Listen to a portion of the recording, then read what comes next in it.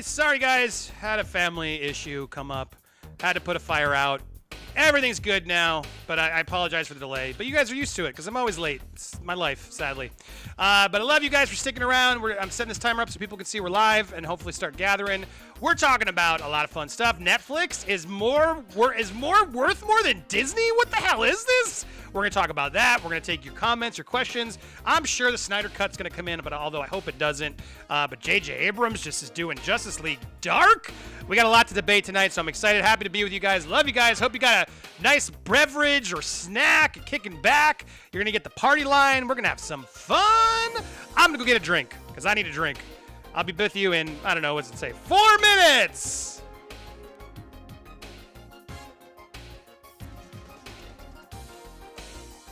That's only like a 5-second delay.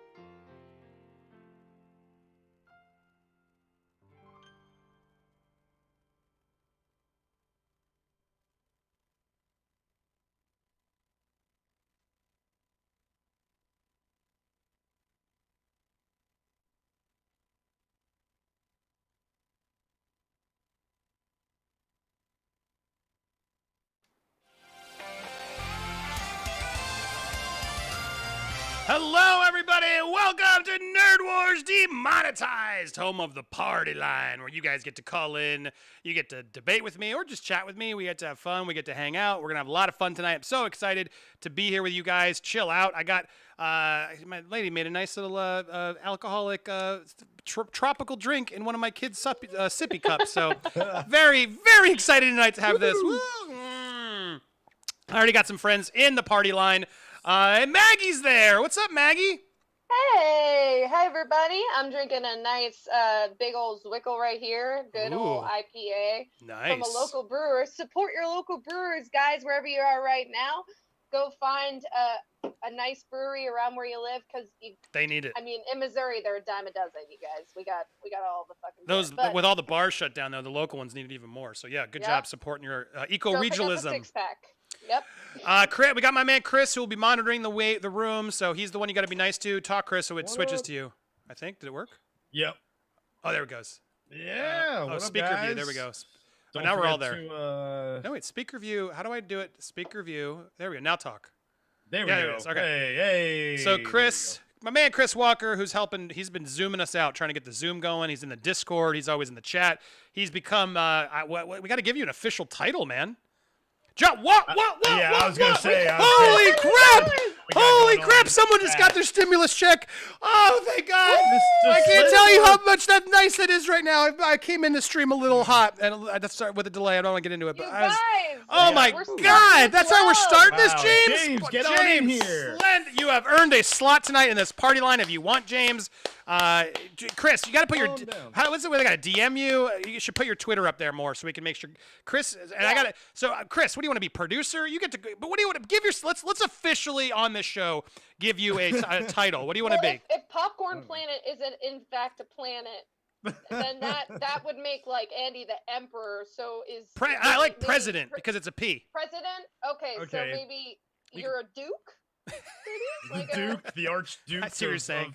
For the location. Well, I don't know if you haven't checked it yet, because when I gave you the when you have to accept the Zoom license, I put you in as Batman.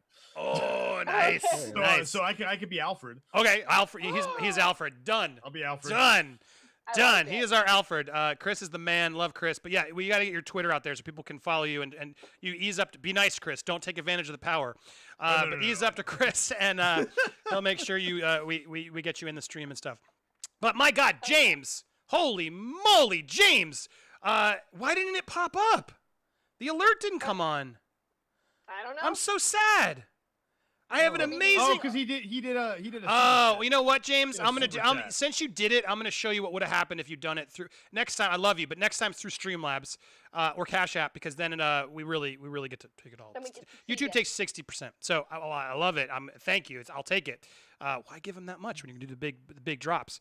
And here's what would have shown. I'm still gonna give James credit. Wait, where is it? We gotta go. If I show you, this is exciting, guys. But hold on. If I show you, this is what would have happened. No one's unlocked it yet, but it would have been this. It would have been James's name. James, you would have had it. So hold on, here it is. When you give a donation at that level, hold on. Here it is. If you had given it at that level, you would have saw this. Yeah, almost. James, not John. James donated $100. And it would have said your name and whatever else you wrote. Oh my God! You got the Shawshank Rain. When you go that is the pinnacle where we at. Anything of that, you get the Shawshank Redemption Rain, which is what I'm always craving here on this channel. Is this redemption to try and better myself, be a better man, be rehabilitated, as Red says, but at the right way. So James, that is for you. Thank you, sir. You earned it. Dude, I love you, man. That's amazing of you. You are a gentleman, a scholar. I hope if you want to come in tonight, come on in. You have earned it. You've earned a place here on this party line. I'll let you stick around as long as you want. But that's how it works. 30%. Oh, it's 68. So it's 30. 68, 32. So it's 32%. Yes. Not 40%, 32%. Some people just like Alfred. to round up. Yeah, thanks, Alfred. You're welcome. No, you can't see you because I think I leave this on for a long time because they paid $100. There it goes. So if you want to just flip everybody off, now would be the time. Yeah, all right. Good night, everybody. See you now. That was awesome. That's excellent. James, I love you, man. That was fantastic. We'll get you what is your Twitter? Chris? At CJ. at CJ Walker 82. At CJ Walker 82. I forgot the number. I knew we it was. have to fact check that one. Yeah, it's the year I was born. I'll just retweet. Can you send out a tweet that I'll retweet, and that way everyone can just go find mine, and then they'll find you. But that James or anybody else, well, you were going to put the invite anyway. You can just put the. Why don't you put the party line out there? Oh, I guess they'll all come in. It already is. Okay. So you have Bunda do it. Awesome. You guys can get in. Thanks, Bunda. But Bunda also. We're gonna get Bunda on this stream once these days. But anyway, James. Here, I'm just gonna retweet James. Your Thank screenshot you. Here that you did. James. Right now in your notifications, it'll say that I love you. Love you, James. I'm waiting for James to say something weird like, Andy, show feet. That's what it was. Hey, you want a man? Just say so, and I'll show you my feet, James.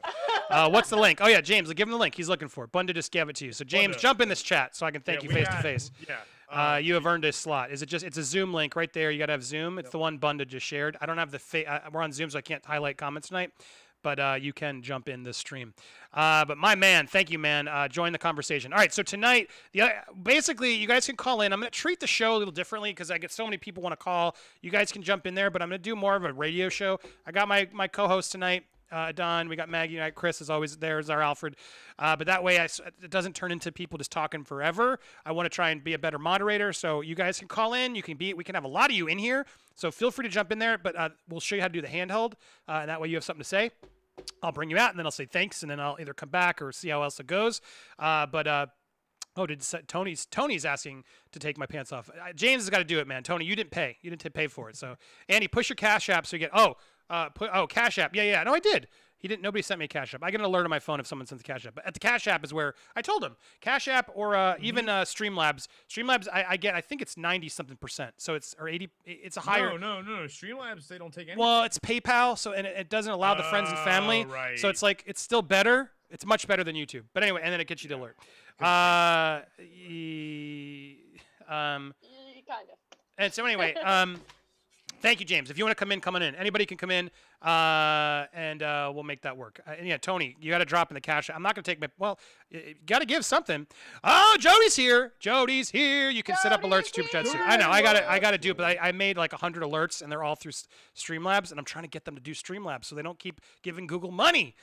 You can still do it. I'll take it and I'll call it out, but you just don't get the big splashy hello. But Jody, man, links there too. If you're bored, come on in. All right. Did you send the link out, or we have the link out? So, all right. So let's talk about. We've got some people in there. So. Oh, we do. Oh, we do. Oh, okay. I see. Oh, I see. Yeah. I see them now. So I can include them as we. Oh, five. Well, five people are waiting. Oh, I see. Okay. Oh yeah. Wow. Oh, I didn't scroll down. Okay, cool. You guys are in the waiting room. All right, cool. They can't. I think you can still hear on YouTube, but then when you're in the waiting room, you have to shut off the YouTube. But we'll come to you in a minute. So keep in there. So let's talk about this main story. And Jody, if you want to come in, obviously come on in. It's over there. If I see you in the pop-in, you get to bypass. But I want to talk about this main story of Netflix is now worth more than Disney. Let's open up the article because this is a fight I want to talk about. And if anybody's on Netflix's side, or you have a business degree and you know the numbers, come on in. I want to have it because I'm not. I'll tell you right off the bat. I am not a business person, so I'm talking about what I know.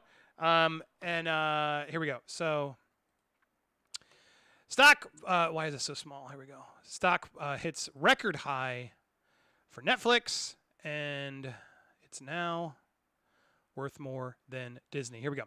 Do I have this open? It's on this page. Yeah, there it is. Okay, cool. Is that all? Perfecto. All right. So Netflix stock hits record high, is now worth more than Disney. Netflix is one of the few companies that is actually thriving during the coronavirus. I got to say Bud Light. Freaking YouTube. I just got done. But it's demonetized. Say what we want. Yeah. Hitting an all-time high in the market Thursday after becoming more valuable than rival entertainment giant Disney. The streamer's stock climbs 5% by midday after closing at a record price of nearly $427 per share, with viewers tuning into hits like The Tiger King. I can't believe Tiger King is what took it over the edge, but it did. And comfort food reruns like The Office, which is honestly the thing I watch the most on Netflix. Cheers. Really? People watch Cheers? Netflix is seeing a spike in new subscriptions, according to streaming analytics from Antenna. Aside from increased viewership, Netflix is seeing another benefit from the crisis. Like the rest of Hollywood, it has had to halt productions, freeing up its cash flow. Oh, interesting. So now because they're not putting stuff into production now, and they're seeing a lift up, they're not actually paying for people to come. That's an interesting point. I didn't read this article. It was in Variety, I think, and this is Forbes one I thought would be better. What's good for Netflix is also good for co-founder Reed Hastings. His net worth is now $4.9 billion. Ugh, $1.2 billion increase. How crazy is that, guys? $194 billion. That's how much Netflix is now worth, having increased its market value by more than $50 billion this year. I heard something. Oh, we got a Cash App. What? Right on. Whoa.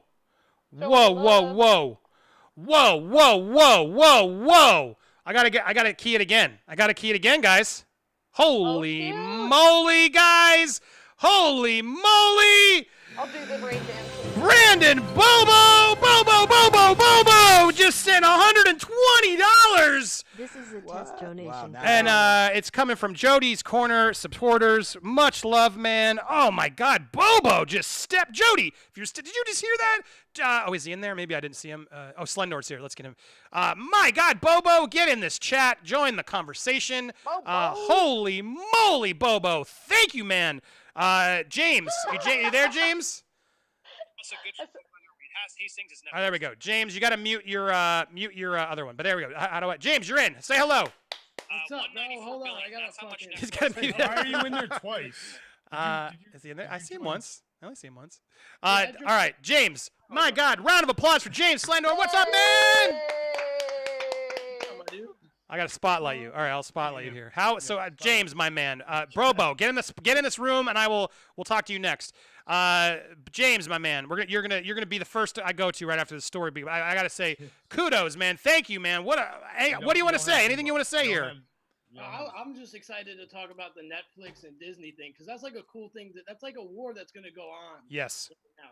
And like that's a cool thing to talk about. So well, after you put that tweet out, I was just reading all like the financials of each company. It's yeah. Dude, well you've now got to see the table to have this conversation with it. So love it. Let's do it together. So all right, I got let me just finish this article so everyone's up to date. Oh wait, they didn't see you. There's James's pretty face. Yeah, there it is. Hey, sorry, I didn't switch cameras. But James, my man, good job. He's money bags tonight. I love it. But here we go. Supporting the Popcorn Planet. Kudos, man. All right, so $194 billion is what Netflix is valued right now, which is, I mean, I want to talk about, does that feel right? Disney has been having hit particularly hard by the Bud Light, is now valued at $184 billion. Oh, boo-hoo, Disney. $184 billion. Down from a nearly, if you see Jody in the chat too, I don't know if he was coming, but or Bobo, help push him in right away. We'll get to the others in a few. Got to prioritize supporters. In the waiting room. Yep. But $184 billion from down nearly from $258 billion at the end of 2019. Okay, so that's important right there because that's what Disney's has been worth pre-Bud Light was $258 million, right? So, they're still far off from Netflix, but because of obviously the parks closing, the cruises, production, it makes sense why Disney has taken a hit. But that's not going to last. That's my argument here. Disney and Netflix are two of the heaviest hitters in entertainment, but they have opposite approaches. While Netflix is entirely dependent upon paid subscriptions for revenue, Disney is much more varied, relying on tourism, merchandise sales, and all the content it puts out. While the diversity has traditionally been strength, it has become a liability during the pandemic because Disneyland shut things down. While that pause in production may be good for Netflix's bottom line, it could result in significantly less new content in the fall than planned. Even so, Netflix may still be better off than its competitors. The reality is they have much more content in the pipeline than anyone else right now. That's also true. So there we go. So that's the sort of main feel there. But James, we're gonna go to you. I mean, so here's my thought, and you read some research, so let's get to it because you can chime in. Look, this makes sense right now. Like obviously, right now, I get this. Of course, they're worth more right now. Why wouldn't they be? We're everyone's stuck at home. I went to Walmart. I had to suit up and get baby stuff and fruit for my kid. I try to do it like once every 2 weeks. So that in Florida. They're all over there. But I suited up and went there and everything. And I looked around because I was like, man, I should get some puzzles or some outdoor stuff for the kids just so because we're here, we're getting cooped up. Everything's gone. Puzzles, like everything you want. So there's like, this pandemic is affecting certain businesses. And clearly Disney is one that's getting hurt right now because they can't shoot. People can't go to the parks. People can't go on the cruise lines. And they're losing money hand over fist. So I get it. But my question is, at the end of the day, James, once this gets sorted out, which it will, and people will eventually have their money back and they're going to go to parks, they're going to go see the movies, they're going to go see Black Widow. I mean, Disney is still going to crush Netflix over time. Do you disagree? It honestly depends. I mean, that's kind of the bet. Like That's why Netflix is like valued like very heavily because their growth percent is really high, and it's like so they think if they keep continuing to grow at this percentage, like they're willing to pay more money now to make that up on the back end. That's I mean their bet is like literally like how long this is gonna go. So like if this goes for like so long where Disney's like, all right, we gotta shut down the Magic Kingdom, no more like Animal Kingdom, that's done. There's no more Animal Kingdom. Then like Disney's gonna be hit real hard, and Netflix is like has been good at like changing their strategies through the years. Like, I mean, they changed it from like a direct to like they used to mail you it, and then they went to streaming before everyone else. So like the idea is whenever this war is over, like Netflix will have the best business strategy to win. I mean, Disney's still like a juggernaut. It's like, you know, it's like asking who wins, Kobe or old Jordan. Like, yeah, you know. Well, like, but see, here's where I'm going to challenge you. Pro versus a young vet. Here's where I'm going to challenge you. Netflix doesn't have Mickey Mouse. They just don't have anything. The Stranger Things. You could say Tiger King, but they don't really own Tiger King. They own that show, but they don't own, Joe Exotic or any other cast members. They don't own them really in Stranger Things either. It's not the same. They don't have Marvel. They don't have Lucas. They don't have Pixar. Disney their IPs alone are worth more than Netflix. Like those IPs are insanely valuable. So that's why, because they'll continue to print money. My problem is Netflix doesn't have it. Netflix has a big library, and they were out first, and they wisely threw a ton of money into production. But God, come on, a lot of that production sucks. Netflix movies are pretty often not as good as they should be. Irishman, was an exception. There's, did well for them, I imagine, but cost a lot.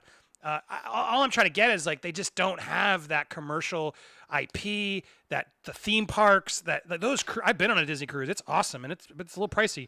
When I had money, I did it, and my kid loved it. He still talks about it. So my point is just like, how do you? Every kid grows up as Disney.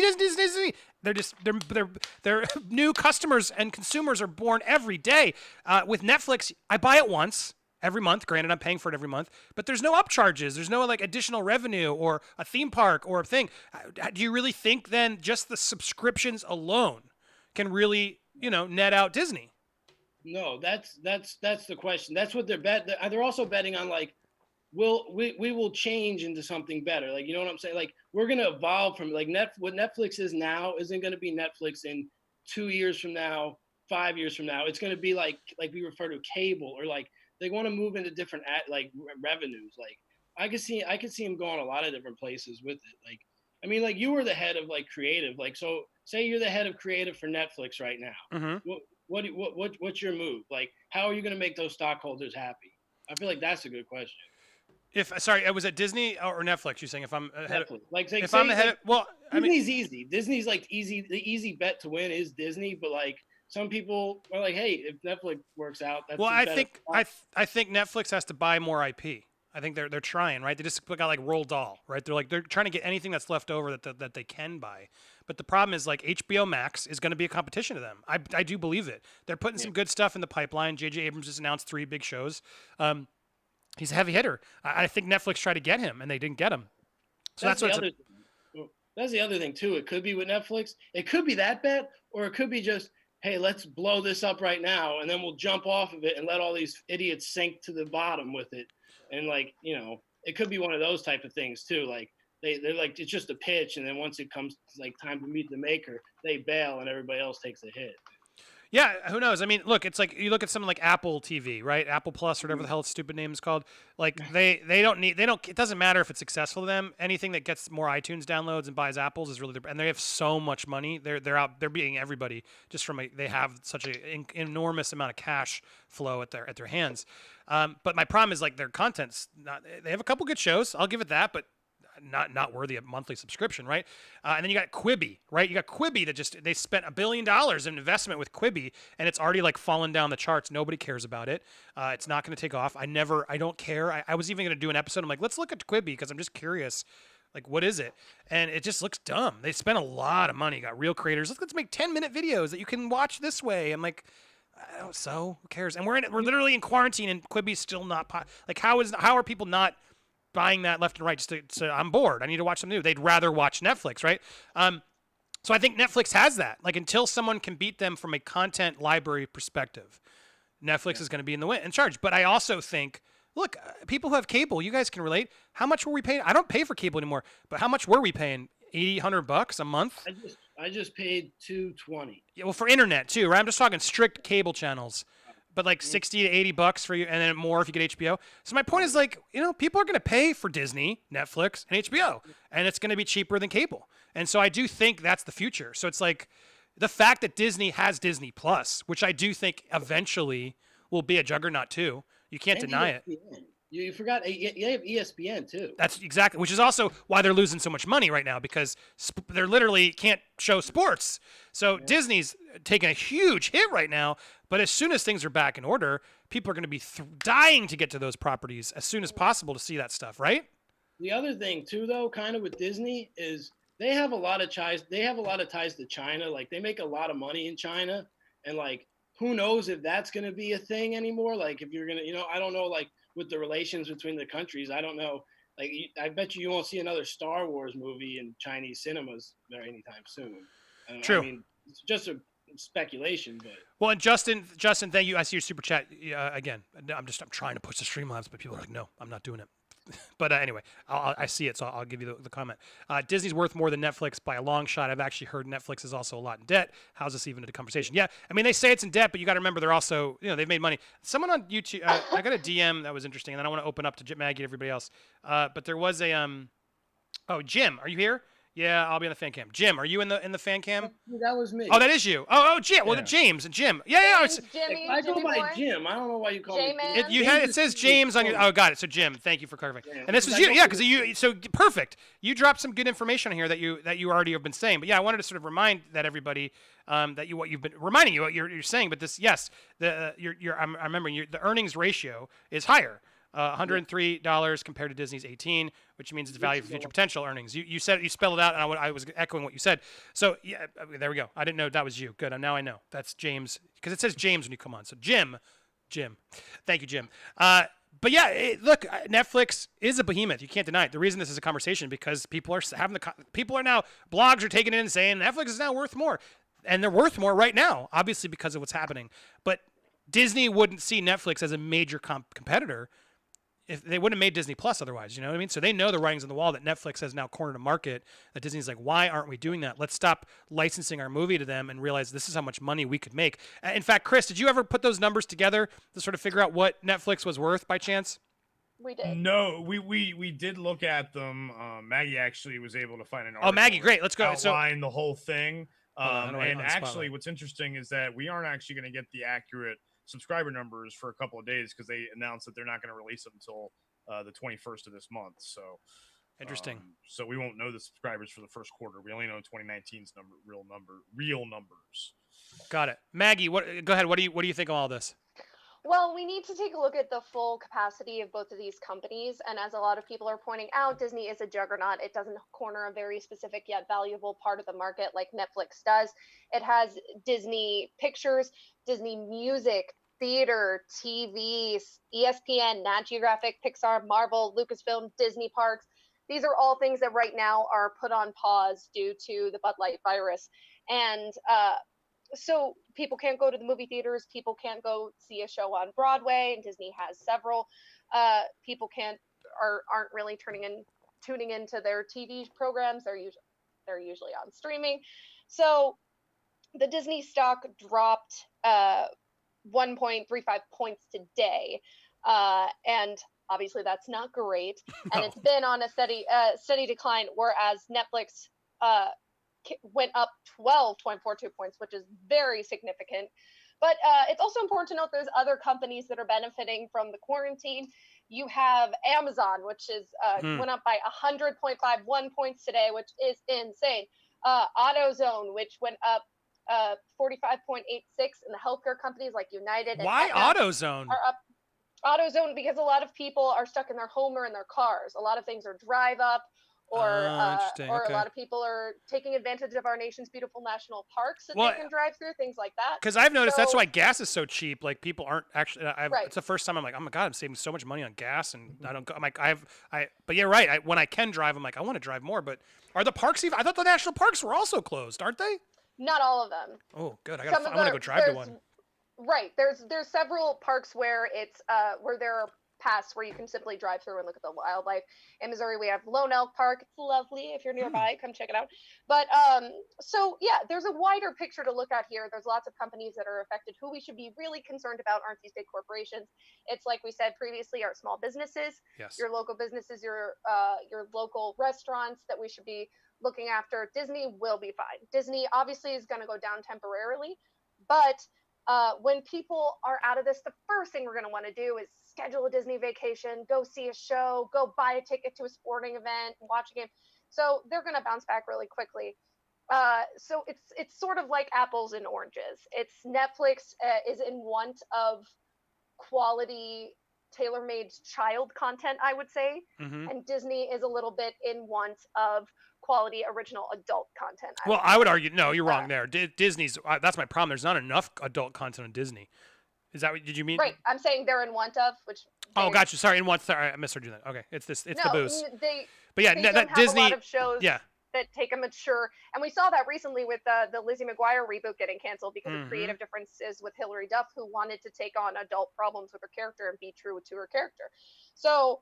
Which is so stupid. They didn't just do that. I don't understand why. Right. It's. Lizzie, in particular, was always a show that handled actual issues that teenage girls were going through, from like buying your first bra to having a crush on boys to things like that. So it's strange that they would want to take that into sort of a campy realm and just repackage it for Disney Channel. So that reminds me. I mean, the bottom line is Disney's gonna be great, and we all miss sports. That's a vibe I'm getting. You just reminded me. Thank you for saying that, because I meant to talk about this today. So let's talk about it, because talking about Disney Plus not being kid friendly or it's not being adult friendly. Have you guys seen the how they edited Splash? So the end of Splash. Look what they did. Oh no, it's not. It's gone. No, don't tell me they. Look what they did. Look what they did. Tom Hanks in Splash, really? Watch this. You guys remember Splash at the end? Yeah. All right, here it comes. Remember, she jumps in and you see her butt at the end of the movie? Because she's a mermaid. No. They elongated her hair. Look how awful that looks. Digital fur technology, folks. It looks so bad. They literally. I'm sorry, I can't make it bigger. Wait, can I? Oh no! Oh wow. Yeah, they it's literally. Not look at that. In the same look way. at that. Look at that. What is happening? It doesn't even look like it's the same. What is happening? That's so bad. That is so bad. Oh, don't zoom in. Why we zoom in? No, it's I don't like. Look at this. Wow. Oh my God! It's like the worst job ever. Come on behalf of Daryl Hannah's butt. That's the best her butt will ever look, and you should erase it from history.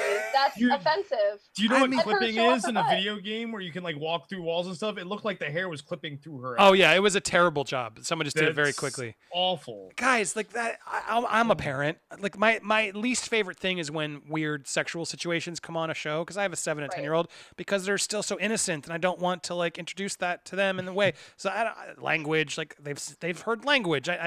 They know not to say it, and I was the same way. But I do really try to like keep their innocence and not have them. What's sex? What is all this stuff that they're gonna learn soon? And so like, I'm all about trying to censor some of that. Like I want to show them Titanic, but I know there's like 2 scenes I'd have to like skip, and it's annoying.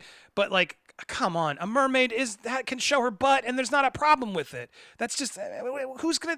There's not. Why is that censored? That's ridiculous. That they now, if you want to go watch Splash on Disney Plus, they're digital fur technology to cover a butt of a woman who just had her feet and was a mermaid and runs in the. It's weird that it's there. Am I crazy? No, I mean any girl who has literally any Barbie will dress up their Barbie and there's a butt. It's like, not sexualized. It's just a butt. Like the genitals are usually smooth or have like kind of fake Barbie underwear on there, but there's still a butt. There's a shape. Like we know what butts are, guys. I mean, James, come on. Don't you want to see that mermaid's butt? Yeah, I was just thinking too about the whole thing. It's kind of like it's a good match in philosophies too, because like Disney is like very controlling, right? And they want to make sure everything has like a very like a certain feel to it, and then Netflix kind of just lets creators do whatever they want. I mean, that's why some of the shit's so bad, is because nobody cared. But then other shit's good because they had like full creative freedom. Like when you listen to like Bill Burr talk about doing the show for Netflix, he's like, it's great. They gave us all control of the whole thing. Like, you know, they gave us some notes, but they were helpful. Where Disney seems to be the complete opposite of that. So it's like, I don't know which one you want to support, but. Well, and it's funny because I don't know. I actually, I'm pissed I didn't tweet this first because I did. My kid loves money. Like he just like counts it in foreign exchanges and currencies and stuff. And so when Disney Plus happened, I was like, oh, let's watch Blank Check because I was like, oh, my kid will love that about a kid who gets a blank check, which he did. He loved the movie. And so we're watching it. And I hadn't seen it in forever. And this started going crazy around the internet. I don't know if you guys saw this one, but so this scene is okay for Disney Plus. Watch. So when can I see you? So he's talking to this kid has had a crush on Karen Duffy, who's like a, you know, I don't know, 30s, like an adult woman. And this is the kid who's like, I don't know, 12. And so he's like in love with her. And does this scene, sorry, just a context. So when can I see you again, Shay? When can I see you again, Shay? Why don't you give me a call in, say, about 10 years? Why don't you give me a call when you're 10 years? 7. 5, 6. 7. Okay. 6 years. So he'll still be a kid. He'll be 12. And they're making out.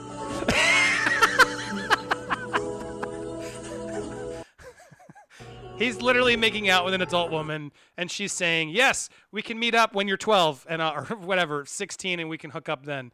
Yeah, that's okay. Romance, Andy. I don't think Disney. I'm shocked if it's still there, but it's like one of those things that Disney clearly didn't like realize. The other one that people, I don't think Disney's paying attention is Simpsons. Like, and I don't want to say it because I don't want them to like do something about it.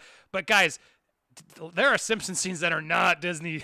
Like I think they bought it and they've exploited it because they see it's such a view getter. Because I watch them with my kids now, and they're fun. But my God, there's a couple scenes I've watched where I'm just like, oh God, please go over your heads because I don't want to explain why Quimby's in the porn theater and all the stuff that they do. There are some intense Simpsons scenes. You're like, ooh, that they would definitely digitally add fur if they even knew, but they don't know. That's what's so crazy about it. But someone was like, Splash, don't they show her butt? Yeah, go change it. Adon, you haven't said anything. Let me let you have a moment. What do you think about this? Disney or Netflix or any of this stuff? Let's hear from Adon. Adon, everybody. I'll just make one quick statement. Like, did we not learn from Henry Cavill's mustache? It's true. I mean, like everybody's seen it, and then they were like, let's recreate that, but on the butt. Well said. Hold on, what's this? It's a butt stash. It was a butt stash. That's what happened. There. Sorry, I made sure. There he is. All right, so let's add some people into this comment. Thank you, producer. Yeah. Let's get in. Let's take some callers, as I'm going to say it. All right. Well, I got Adam over on FinJack. Oh, sorry. What did you have? I was going to say we have our Discord Nerd Wars champion as well. And we do. We'll get. Yeah. Let's get it. I clicked on Adam first. Adam, my man. We'll get to him in a second. I'll set that up. Yeah. Stay on the line, Eric, because I'm going to hype this up. Adam, my man, are you there? Love the background. Oh, his mute. Is he? Do we have to unmute him? Is he there? No, he's. You're there. No, Adam? he's there, but he can't hear us. There's no mic on you. It doesn't have your mic input. Turn your audio on. Turn your audio. You have to click turn audio on. It's like an option. It's like invite my audio. Yeah. And then it works. I think it's a feature. It's a feature on Zoom, annoyingly. Change it. I think I have your to audio like, with. There it is. Yeah. There we have him. What's up? There we go. Oh, you're in Epcot. Yeah. I love Epcot. I'm on brand tonight. I like Epcot. Is that your favorite Disney park? Probably. Maybe next to Hollywood Studios. I would say. Yeah, I don't like that one as much. But it says Star Wars Land now, which I haven't been to. Right. I like Hollywood Studios. It's got the Indiana Jones show. Well, yeah, it's got the Phantasma. Phantasma is fantastic. The light show with the water. Yeah, with the water. Yeah, it's okay. It's not my favorite one. That's but hey, that's cool. I got to go when they did Star Wars Celebration. I didn't even mean to humble brag. The only reason I liked it was because we went to go for Star Wars Celebration, and we got to do the whole park because they closed it for the media at the end, one of those nights, and we got to go. So I got to do it all like fast because there's not as many rides there. Before this is pre-Star Wars Land, and I got to ride the the roller coaster, Rock and Roller Coaster, whatever, the Aerosmith one. Rock and Roller Coaster. I got to ride it with Anakin Skywalker himself, Hayden Christensen. It was pretty awesome. Nice. Got the image. That's awesome. And blurry as he didn't want to pose. But anyway, Adam, tell me, what do you think of our subjects here? Do you think Netflix can surpass? It is, but do you think they'll continue to surpass Disney as a behemoth? No, never. And I have some facts here. I got some numbers that I pulled up for you. Oh, I love it. Bring them. Bring facts. So all right. So here's the thing. So for anyone thinking that, you know, in the future that we got all the Marvel stuff coming, we got, you know, Fantastic Four, X-Men, oh, that'll be the thing that pushes it over. It's not necessarily true. Disney's studio entertainment is only about 15% of their income, which is why they're getting crushed right now. Like last year, 2019, they made $11 billion off studio entertainment. Right. Seems like a lot, but it's not. It's only 15%. That's their net income. 80% of their income is media and parks and heads and beds. That's killing. They're just getting crushed right now. Right, but it's interesting. Like, what's the because there's merchandise too, right? How does that feature? Right, that's their total assets. Is low too. That's only about 10% of their income. Interesting. So wait, media meaning their content.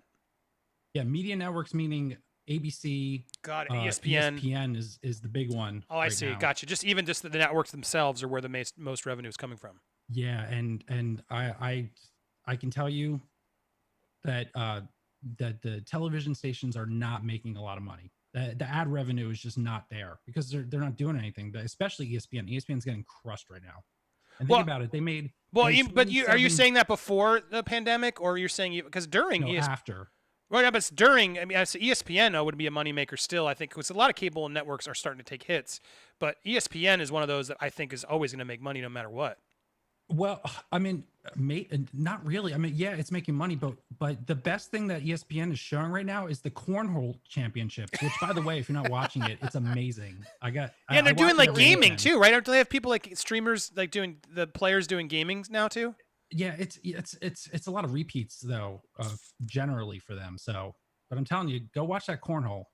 It's fascinating. There you go. Cornhole's a good time. I think I'm keeping Disney at least partially in business with my merch shelves, just like right there. Like they're good as long as I keep buying the ears. They're fine. How many ears do you have on that shelf? 5. Wow, good for you. So every time you go, you just get new ears. Well, not they're yes, but then when you look at the 2 of the ears we have are the bride and groom ears from Steven and I's honeymoon, and then I had a pair of ears from when I went like in high school, which is my like big. So these are like they've become life events, right? So it's kind of a big deal. So when you think, and so when you look at them, it's like it's very happy and they're all different. So I'm sure people like have that type of thing. Just even going into the Disney like retail stores, and you go into the Disney store, man, and you're walking through and you see like, oh, Lion King, or these different stuffed animals or t-shirts or stuff. I have a Gusteau's t-shirt from Ratatouille that is like my favorite freaking thing, and I'm like, there it is, I have led you to it. It makes me so happy. Like so just I think some people are saying like merch is what keeps them floating. I'm like, you're not wrong. Like but it's not. It's the media. It's the media. That's what's interesting. It's only like 10% of their business. I know it seems like a lot because we all buy it. And look, last year was $9 billion. So it's not. It's like to us, $9 billion is that's a hell of a lot of money. But to them, that's not really where they make their money. That's insane. Guys, take that a second. $9 billion in merchandising, but Disney's like, yeah. Slow down the merchandising. Let's focus on this because we're making $50 billion. It's like, oh my God, that's wild. How much parks money. Is their number one, and it's not having the parks open is what's killing them, as far as money goes. No, and those annual parks passes, and that was amazing because they were gonna like keep people paying for them. There was like a whole phase where they were attempting to see if people would continue to pay their passports. Like I got one for Busch Gardens here this summer because they had a mega sale, and my kids love Adventure Island, the water park, and so I was like, all right, let's just get it because it comes for free, whatever. But now I'm all pissed because it's like I don't even think they're going to refund me, and now my whole summer I can't imagine the Disney, because that wasn't that much, but a Disney annual pass is like over $1,000 per person, so it adds up fast, and you're just like, damn, Disney, you better refund the hell out of me or I'm going to be pissed. And then they got refunds, and then now they got to furlough their employees. Yeah, Disney. A lot of people don't want to hate on Disney, but if you had any hate on them, they're feeling it now. Bob Iger literally was like, see ya. Oh, shit. I come back in. Or I can't be president because I left him in the lurch. James looks like he's chomping at the bit there. James. Go, James. Yeah, sorry, James. And then I'll get you a secret guest I just added to. But James, go ahead. something else out there is the rights. So every like I think it's like 7 or 9 years the TV rights go up and people can bid it. Like if Netflix slides in a bid and like I think it's 22 where they go up and they start stealing sports from ESPN or like because like that's kind of is a weird relationship between the leagues and ESPN right now. Like I don't know how long it's kind of like an old girlfriend and then like Netflix is like this new good looking chick. It's like, oh, and they're throwing me a lot of money. I might slide over there. And then I guess they fall back on like basketball, but it's crazy. I see someone new in the chat. Hold on. I just invited you, so you'll be there. But give me a second, and I'll get to you. But first, I gotta hype up. We have a guest, Chris. Help me hype up my guest. So for those that don't know, we'll get to this topic again. But I want to congratulate somebody. Our Discord. If you guys aren't already there, you should join our Discord because we have a lot of fun stuff. And Chris, you can send the invite out again. But over on Discord, we started doing Nerd Wars sort of there on the Discord server. And you guys, Dipset, and you and others sort of set that up. Anybody else you should be thanked for that? Maggie, definitely. Maggie was an awesome judge. Nice. I didn't get to watch it yet, but I saw all the hype. And then all the contestants were fantastic. It was so much fun. Maggie, how hard was it to judge? I would say a lot to vary. They were waiting for me to say this is tough, but I did not. So there's that. No, there were really great. Some of my favorite answers. What movie villain secretly caused the Bud Light virus? Eric, who was our ultimate winner, said 007's Blofeld is a real person and secretly released the virus because he saw the new James Bond trailer and didn't like it, and so it's holding the world hostage, and all the governments know that he has the cure, but he's leaving it so that the new 007 movie can't be released. He doesn't like the way Blofeld doesn't like the way he is portrayed in the film, so he's holding all the world hostage because of the James Bond movies. And I was like, that's a good one. Genius thing. That was smart. I've ever heard. And then so you guys did this, and then there was a winner. Yeah. We have our winner right here, Eric. Congratulations! You won our first Discord Nerd War. How did it feel, man? It felt absolutely incredible. If you remember, I was always a big fan of you since Screen Junkies, and Movie Fights was one of the highlights. So this felt like it felt like a dream come true, honestly. And for me, thanks, man. That's so fun. It's awesome, and I'm solely with you.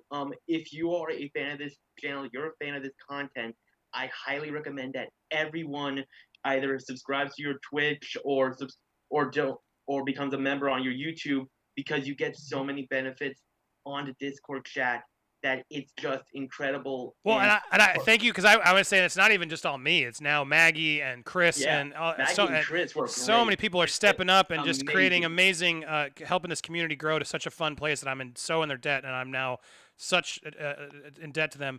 So thank you guys. But Eric, I'm moment on you because you won. Congratulations. That's a hard task to do, especially Maggie. I can only imagine was a tough judge because I would think she would take that role seriously. So kudos if you got through the Judge Maggie. But man, Eric, we got to do something as a thank you. So Adon, are you there? Yeah. All right, Adon. Yeah, all right, Adon's my star.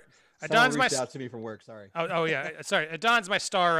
Has been my star Nerd War for the longest time here of this crew. Adon, I think we got to do a round against Eric. What do you think?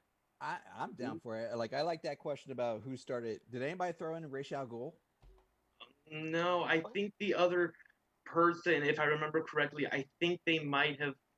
Oh man, it was Galactus. It was. That's a good one. He eloquently put it, the giant fart cloud from Fantastic Four. It was Rise of the Silver Surfer. Yeah, that was fun. Also, shout out to in the chat, StarPerson19 Skullduggery. He was the one I went up against in the final. All the contestants were great. It was just great. It was such a blast. Everyone was awesome. I would have been honored to lose to any of them, or they were just great. This is such a great community, and I highly implore more people to come in so they can participate in the next one, because it's just absolutely incredible, this community, and it's just so much fun. Especially while we're on lockdown. Yeah, when you're in lockdown, you're like, I'm so bored. If you're gonna watch a movie, at least you can talk about it. Is the audio wild for me? Who is the audio off sync? I hear you. Somebody else on the people in the YouTube chat, is it off sync? I might have something off. Tell me. I can fix it. Always tell me sooner. Pay the Ghost. Thank you, Pay the Ghost, for the super chat. I'll accept super chat. I guess I got to get the notifications super chat. You guys are just not going to turn over to Streamlabs. It's fine. I'll take money wherever you want to send the money. Support is support. Pay the Ghost, $2. Thank you. Glad to see this channel gain some traction. There. You just popped up. I wanted to thank Myra. Myra, I've never gotten to speak to you, and I saw you come in the chat room. Myra, are you there? Yes. Hey, good to finally meet you. Hi, how are you? I'm good. Well, I have a race in this because I work at Disneyland. I didn't know if I was allowed to say that. All right, good. I was not. I'm fine with that. Okay, great. Well, because so Eric and Adon, you can chat in there on the little private chat. Figure out a new topic that you guys would hate each other on. Let's do a new topic. You guys, there's a little chat, a private Zoom chat. You guys can throw some topics back and forth. See if you guys agree while I talk to Myra and go back to this main topic. Yeah, make sure you choose each other in the drop down. Yeah, in the chat, and then you can do a little Zoom group chat. You guys see it, and then you guys can privately chat while I'm talking to Myra. So Myra Eric should be referred to as His Royal Highness, by the way. Yeah, Royal Highness Eric. But all right, so but Myra, thank you for coming. First of all, before we even get to you, because you have a dog in the fight, thank you. You have been a supporter. You stumbled upon us. You've been here for a while. I just want to personally thank you because it means a lot to me. You've been so supportive and so loving and so awesome. So thank you for being part of this community. I'm so glad to see you on a live stream here. But so that said, yes, I don't know if I could say it, but Myra works at Disney, and she was nice enough to sort of send me, like, trying to warn me, like, hey, they're doing. Is this news? And I was checking, and then it looked like it wasn't, because they sort of press anything they send you already becomes a press release like that, because Disney's Disney. But Myra, yeah, curious. Do you think where do you want to start this? We're talking about could Netflix ever be as big as Disney? But did you think that's possible? For the moment. But the problem is they need to diversify. It's just problem that the Bud Light affected almost all of Disney's diversification. But they've always said, like, when you invent something, somebody comes up behind you and takes over. Look at Uber. Mm-hmm. Uber started as the main one, and now they're having all these issues. But then you have the sidecar, and then you have the Lyft, and then you have that Scott hit. For the kid one, I forgot the name of it, but there's different. There's now scooters now. Yeah, I mean, exactly. Everyone's sort of borrowed one up to the lifts. Exactly. Go ahead. But yeah, I hear you. And so Netflix clearly. What do you think? Netflix is ripping Disney off with their format, or do you think Disney's sort of like, you know what, we can do you better? I think that's the way Disney is. Disney sees something, they're like, we can do it better. I mean, and chances are they can. I mean, they're allowed. They're a pretty big company with a pretty big film library. It would make sense to sort of say, you know what? Why don't? Because I mean, it's crazy the amount of numbers. Because I don't buy them as much just because I'm not as wealthy as I was. But when I had money and I was doing okay, like I always bought Disney DVDs, Blu-rays, videos, whatever it was. There was just something about the Disney collection that was one I like as a collector. I'm like, I got to have those. And Disney was so smart because they also would like put them in the vault. So I always felt like, well, I got to get that before it goes away. So as like the DVD collector in me, like Disney was always one like, I got to get it, even if it wasn't my favorite Disney. So like they must have been. I couldn't have been the only one. They must have been making severe money on that sort of home library. So for them to see the value of Netflix and being, damn, Netflix is making all this money. Let's just put them all digital. Let's just have people pay $5 a month and they'll get all of them. It's a pretty big move.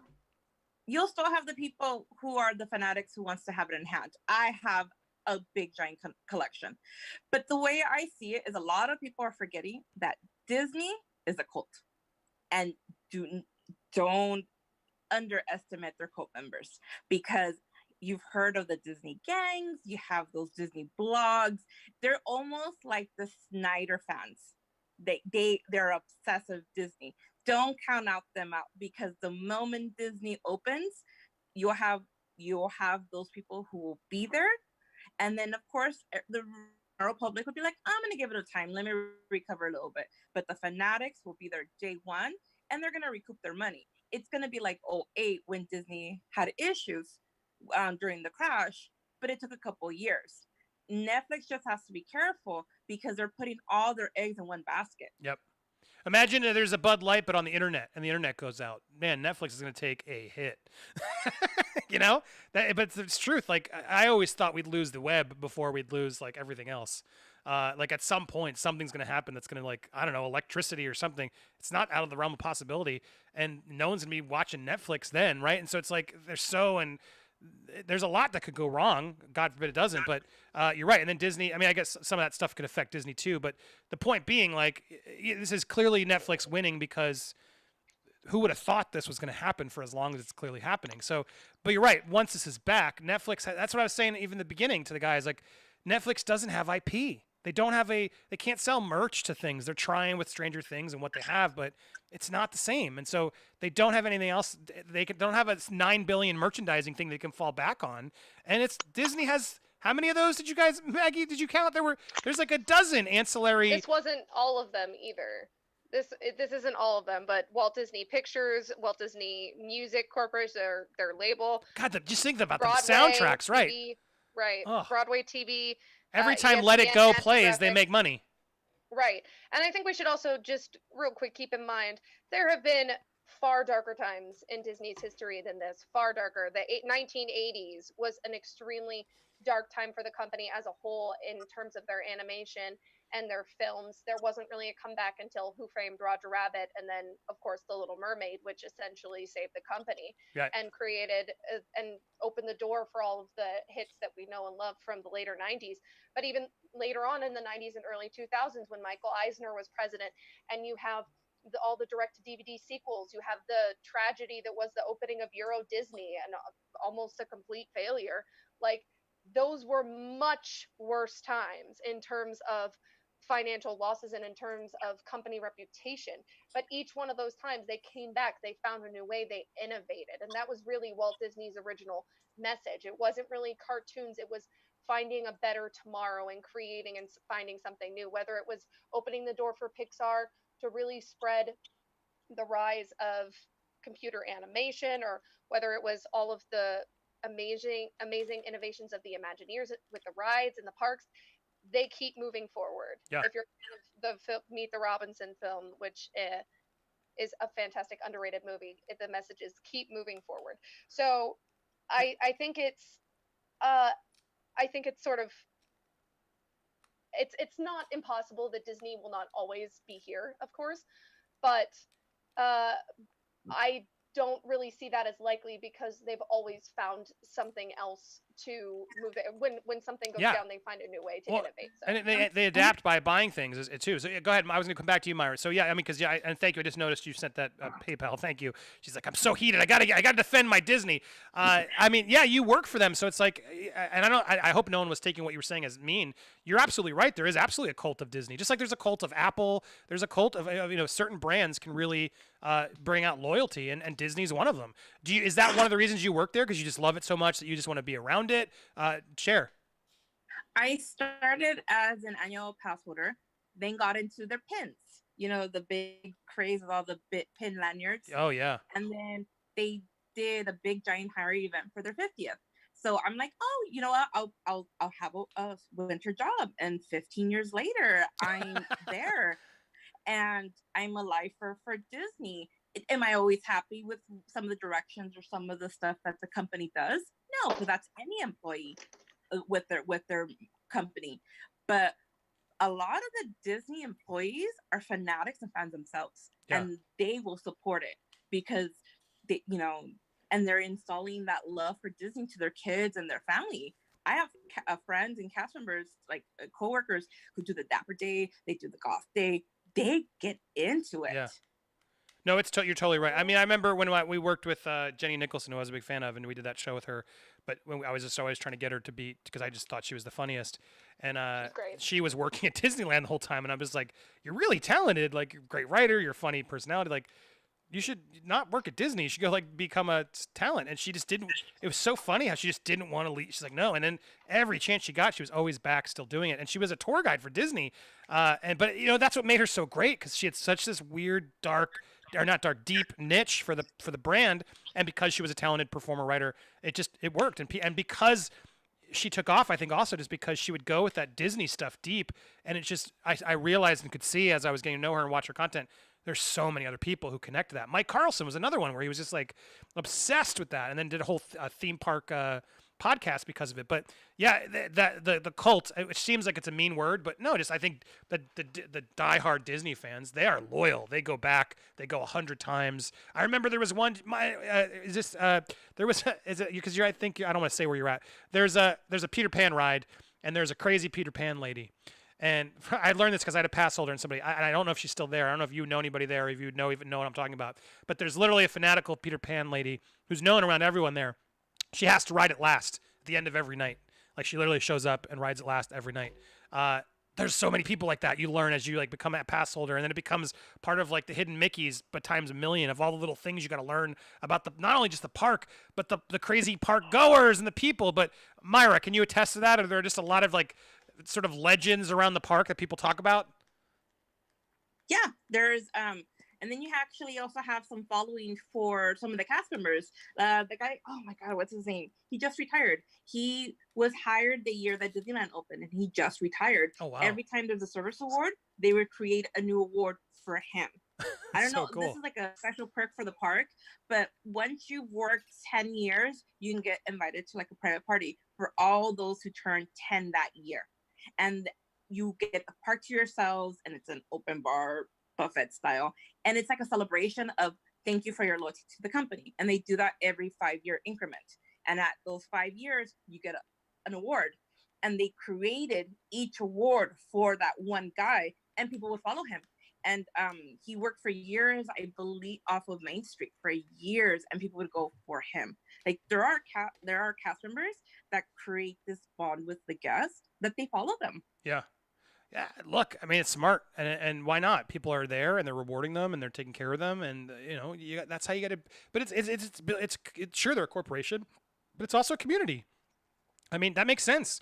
And that's why communities take off. If they feel welcomed, they're excited to be there, you got to embrace them and reward them and compliment them. And I think that's why other businesses fail, because they don't care about that. They don't focus on it. So good on them. Sorry, this drink just hit me. But good on them. I'm glad. Thank you for coming to defend it. You can stick around if you like and talk more about what we're doing. But I mean, I think we all have your back on this one, Myra, and Disney. Like, I just don't. And anybody disagrees, come in. We'll go there one more time. But I don't see how Netflix can ever get to the level unless there's a pandemic shutting the real life things down.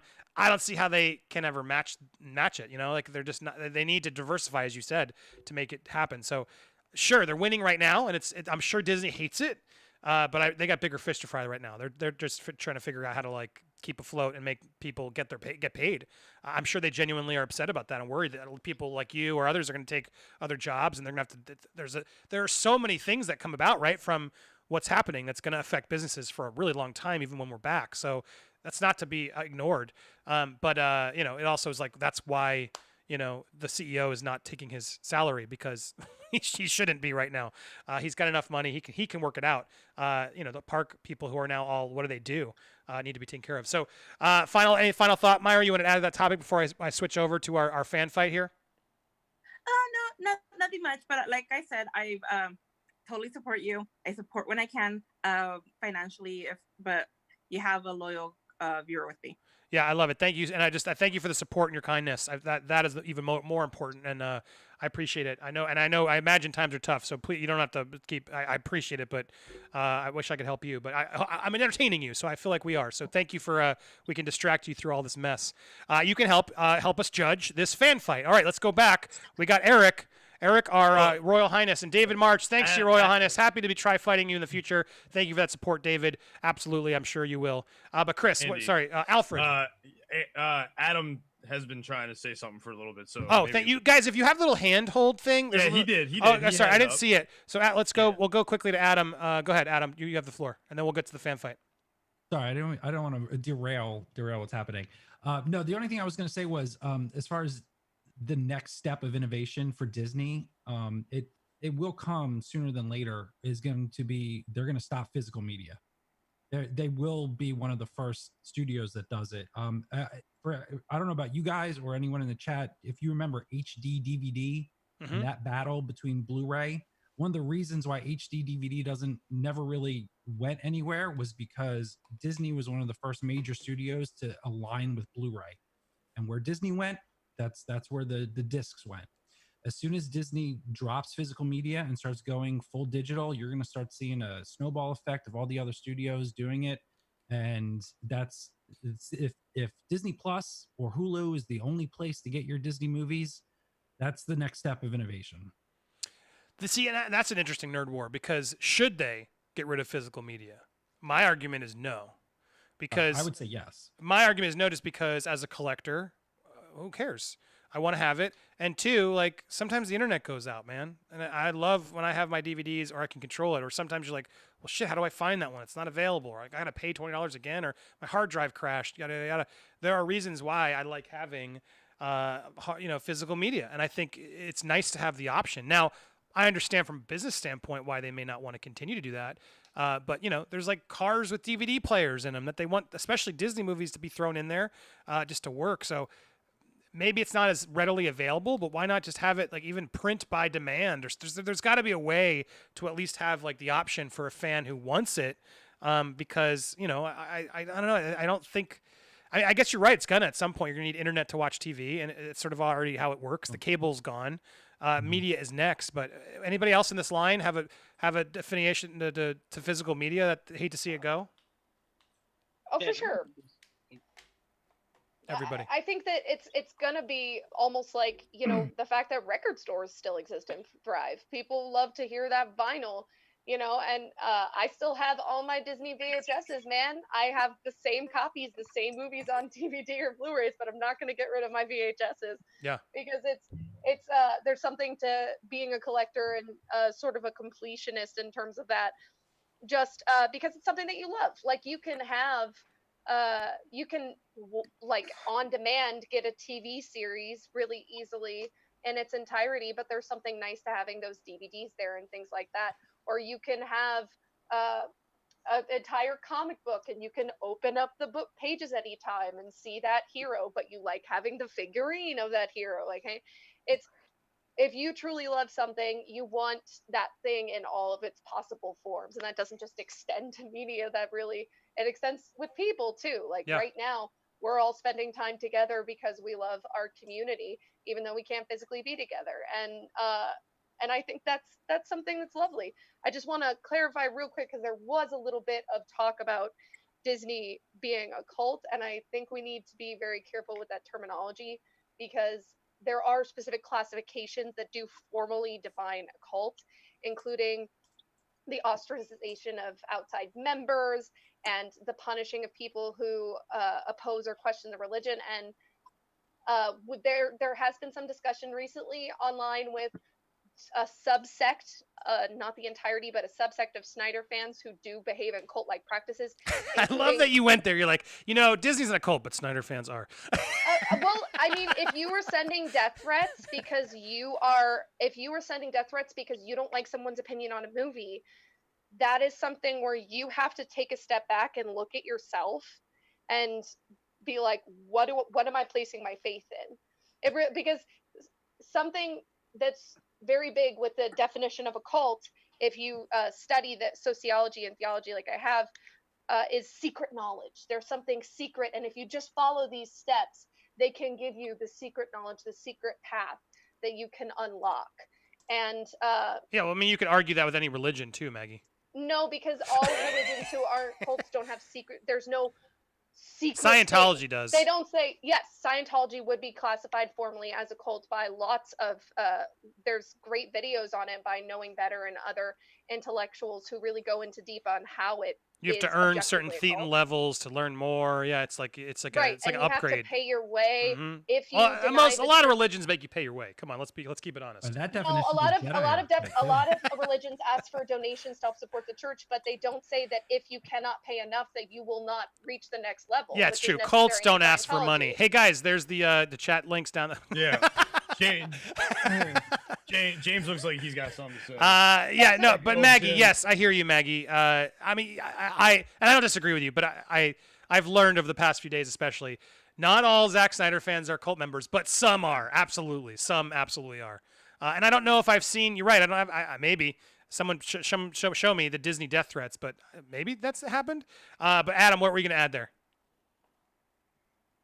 What was it? Oh well, Disney Disney fans aren't necessarily innocent either. I mean, Marvel fans can definitely go overboard. So and that would classify as Disney. And I'm not trying to say that it's a cult, but I think but right, but that's the point.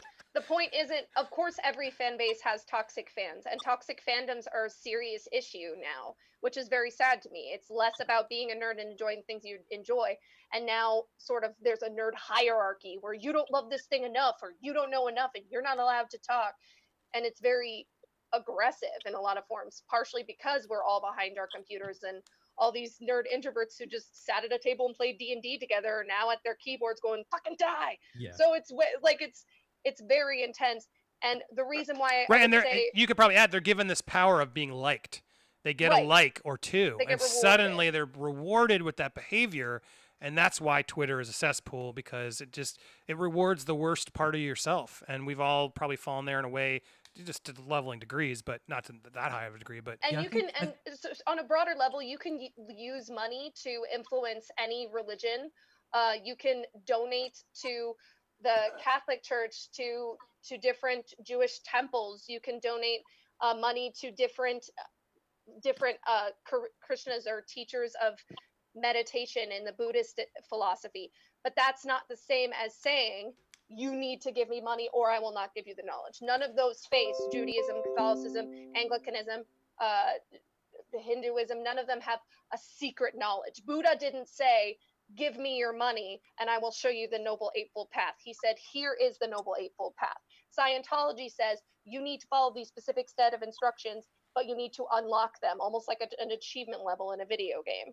And that is where it's not okay. And the reason why I would classify some of the Snyder fans who have recently come out and threatened my friends' lives, it does classify as a cult, is because they have a religious zeal for these films and are specifically have a faith in the existence of something that is not proven, in the existence of a Snyder Cut. And even when people are giving them stories saying, here's why there is proof that this does not exist, they hold on to that. And that's what ignites the hatred in their hearts, is that someone is questioning their faith.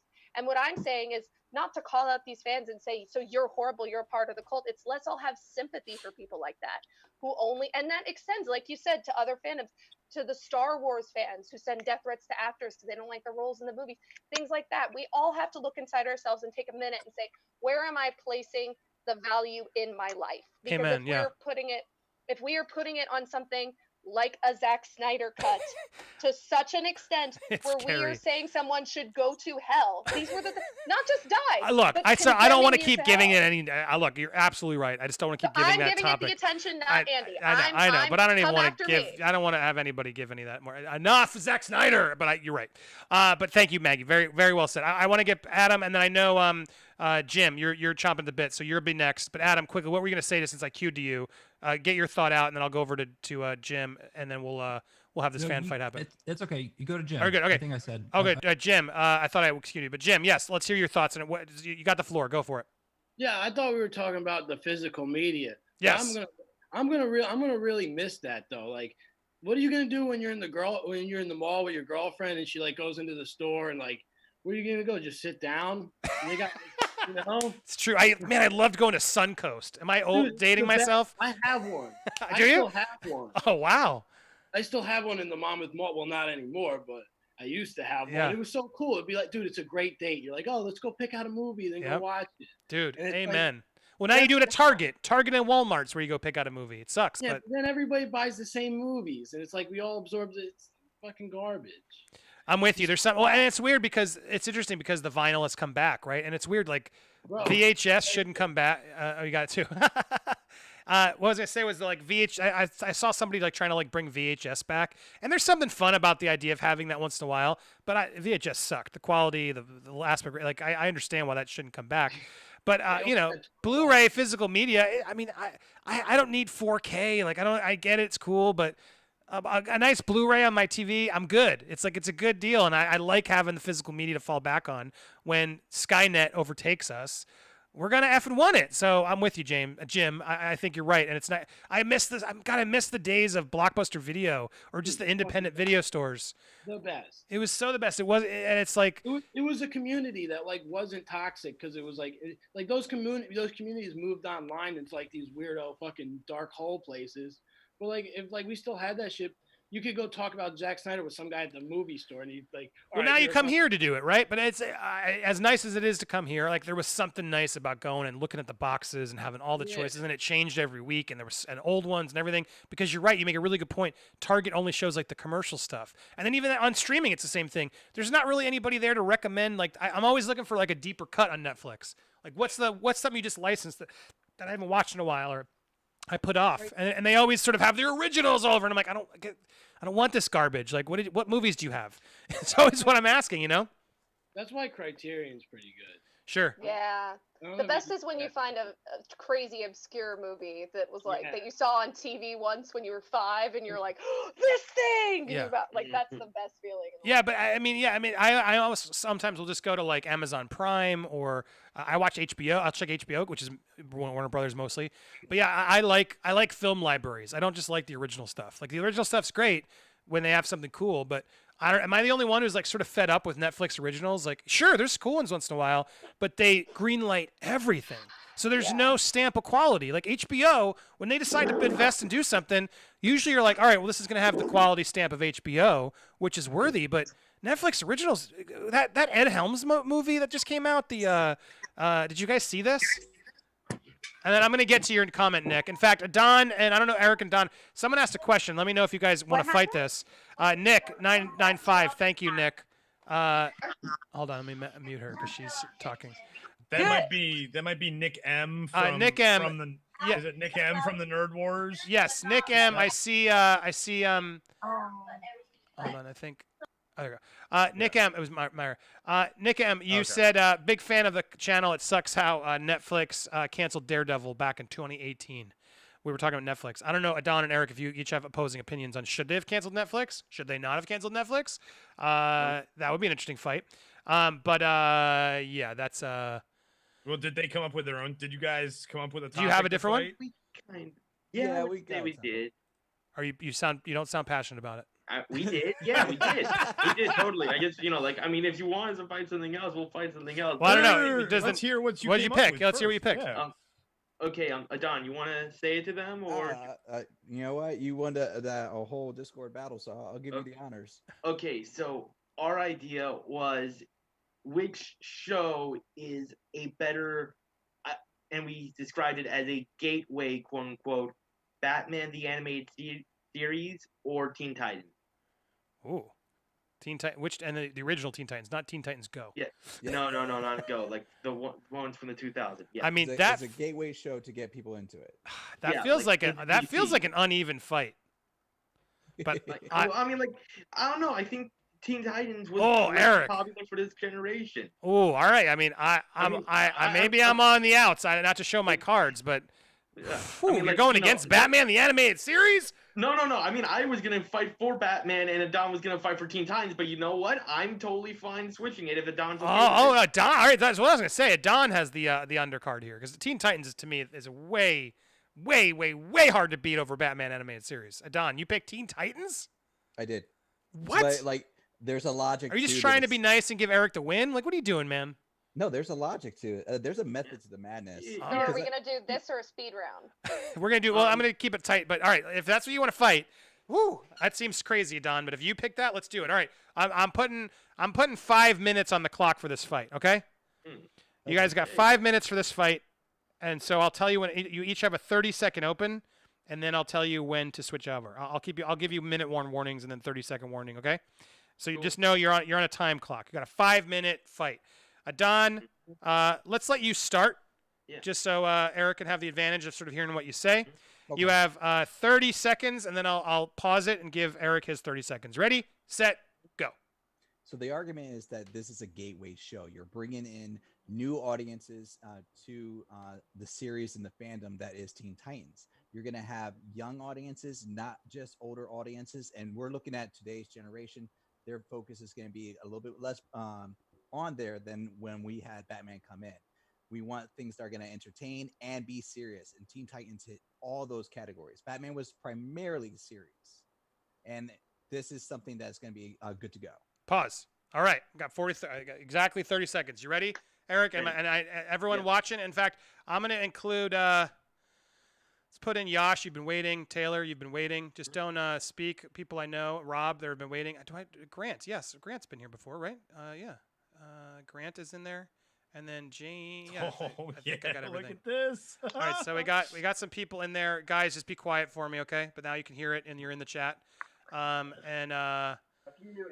Just mute yourselves while we do this. But that way, you guys can all listen to this fight and make sure you help us judge. Because I'm gonna ask for a yes or no.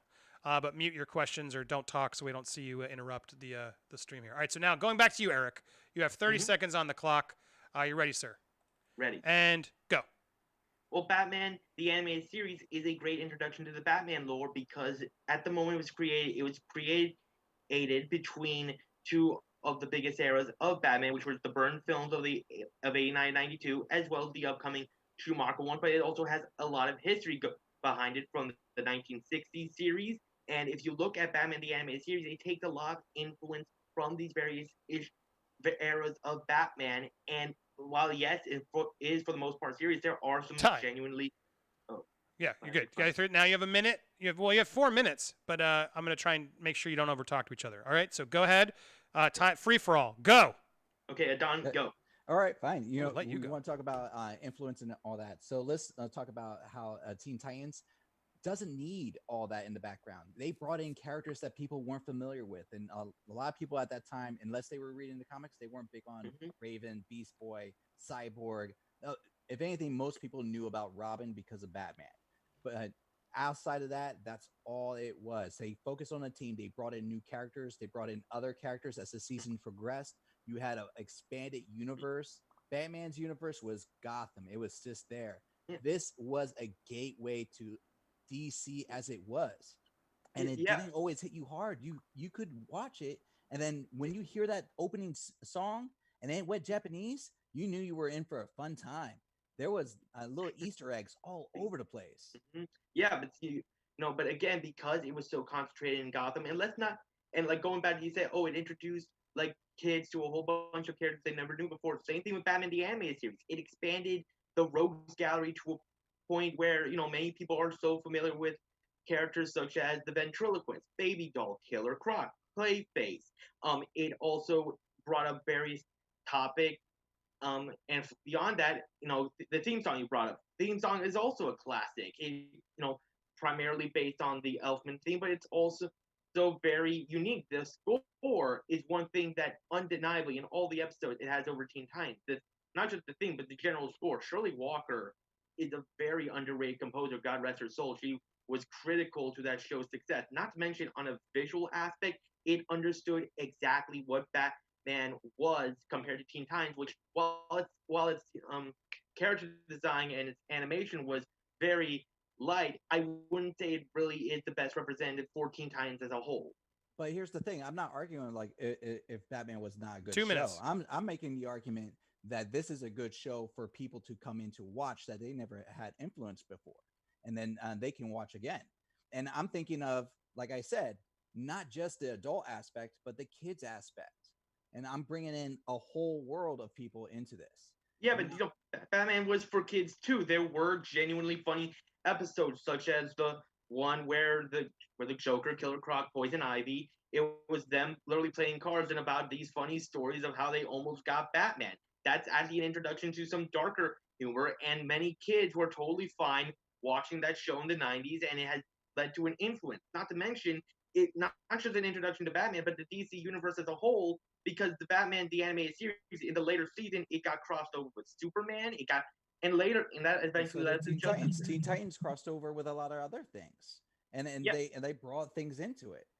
But they never had like any real spin-off shows. Like for 1 minute, Titans, did not lead to a Justice League level event. Like for all of the extra characters like Aqua Lad and Speedy and those other episodes that introduced wildebeest that they introduced, they never went to the level of the overall universe. Some people will make the argument that Teen Titans Go was the expanded universe that they had. They brought in a multiverse idea with that. They brought in the movies. They had Ida's. people are still raving to bring back Teen Titans. They're not making the rave to bring back Batman animated series. 30 seconds. Yeah, because there have been multiple Batman animated series that have been also real good. Exactly. You know, they like keep having to revamp it. They're not revamping Teen Titans here. Yeah, but they're trying to revamp it all the time because it was so perfect to begin with, because it was so popular, because it led to such a big, massive boom for DC that led to the overall DC animated universe of the 90s and the early 2000s. 10 seconds. Teen Titans brought in romance. You had a child growth. 5 you had seconds. Inspiration. It was a groundbreaking show that was underrated. I'll give you 3 seconds. Go ahead. End 3 seconds. And Batman the Animated Series is considered one of the top tier of children's animation shows of all time. No offense against Teen Titans, but they're time. Time. See how hard it is? You guys could go on forever. All right, bravo. Good job. That was fun. That was interesting. I have a winner, but you both did pretty good. Let's go. Let's go around the bend quickly. Welcome a couple new people to the show. But hold on, someone's talking. All right, there we go. Maggie, go quickly. 10 seconds each of you. Taylor, activate your audio real quick. 10 seconds, real quick. Just yes or give me the vote and a no more than 10-second reason why. Go ahead, Maggie. Starting with you. My vote is for Teen Titans. I think that it was actually an uphill battle, but he brought up a lot of the arguments. I was looking for more points from Batman the Animated Series, including the introduction of Harley Quinn. Where's the rep of the love for my girl Harley? And, all right, you skipped that. The tighter argument was definitely from our boy Brandon and how he set up. And I was surprised nobody went off on Teen Titans Go. He avoided it entirely and just emphasized the strength of Teen Titans by itself. So. All right, let's go over to. Well, I can't go to Eric because you fought. Here we go, Jim. What's up? What do you think of that fight, Teen Titans, based on the arguments? Yeah, I gotta go with Teen Titans. Like he really talked about how like it opened up the universe too. Because I remember seeing they had like a bunch of weird villains, and it's like oh, that's cool. Who is that? And I mean, I'm biased to it because I never saw the original Batman, so or the animated series was too young. But oh, you were too. I was gonna say you missed out, man. It was good. Well, Teen Titans was fucking good as shit too. I'd argue that. Both are good. Both are good. Adam. Sorry. Okay, Don, you did a great job. But no, it's the argument for Batman the Animated Series for me. Not even close. Look, you got some good points, but Eric, you did nail the point that I wanted you to make about the music too, with the whole Danny Elfman score. Throwing that in because that's one of the best intros ever. Let's not forget that this was a groundbreaking animation where they started doing animation on dark paper to give it that look. And I'm sorry, but I have kids. If I'm going to show them something, an introduction, I want the best character ever, which is Batman, and I will introduce them to Batman anime. Yash, quickly, Teen Titans or Batman? No, I think the Batman argument was strong, like Adam said his points, but also I think he brought a good point that there's been so many iterations of Batman. So like I mean 5, 4, Batman, Justice League, 3, all that. So choose one, 2. Yash. Yes. Okay. No, Good. Batman. I said Good. Batman. Okay. Rob, quickly. I'm gonna go Teen Titans because Puffy Amiyumi ushered in J-pop. Okay. Taylor, welcome to the chat. Taylor, good to see you, my man. What's your vote on this one? The Batman. Batman. Definitely. Myra, based on the arguments, we got Teen Titans or we got Batman? I am Team Batman. The moment he brought in Teen Titans Go, that killed it for me. That ruined the show. Teen Titans was good, but it only lasted for a little bit. But Batman is a classic. They lasted for the same amount of seasons. Did it's based on the arguments, though. We can't bring in our own opinions. We have to base it on what they said. No, but he kind of got me a little bit. But when you brought in the Teen Titans Go, that kind of killed it because you have to bring a secondary show into it. All right, Eric. Really? Eric. All right, Eric and Adon. Good job. Now it comes to me. Guys in the commenters, go ahead, say it's based on the arguments. Yes. What do you guys think? You can say Teen Titans or Batman. Look, you did great. Adon, you always do great. But yeah, I mean, you were up against the ropes, Adon. You were up against the ropes. Batman the Animated Series is iconic. It's iconic. So I was sort of waiting to hear something about just like why. And to be honest, I haven't really watched. I didn't watch a lot of Teen Titans. I've seen some of it. I know it's good, but So I was really just listening to sort of your debates to sort of tell me what it was.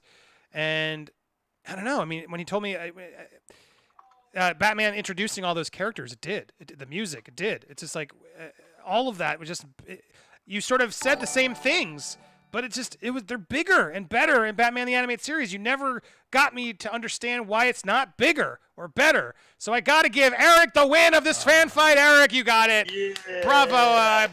There you go. Judge Andy has just given you a victor on a round. Bravo, sir. Wow. This feels so good, man.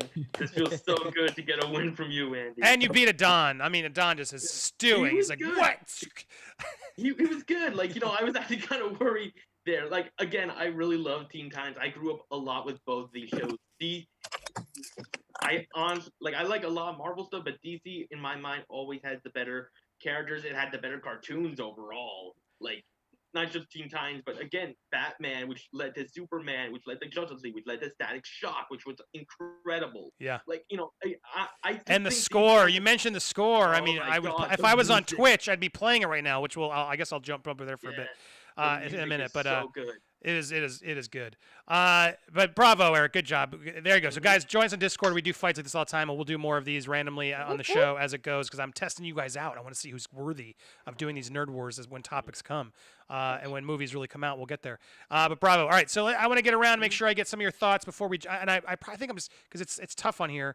On YouTube, the algorithm kills me if I stay too long. We've been an hour and a half, so I may keep the conversation going over on Twitch in a minute. But let's go around real quick because I brought some of you in. Sorry I didn't get you all on. Here we go. I'm gonna add Geo. We got a new person, Geo, and we got Jeffrey. I think you're Jeffrey. I don't want to talk about the Snyder Cut, so just don't bring it up. Don't bring it up.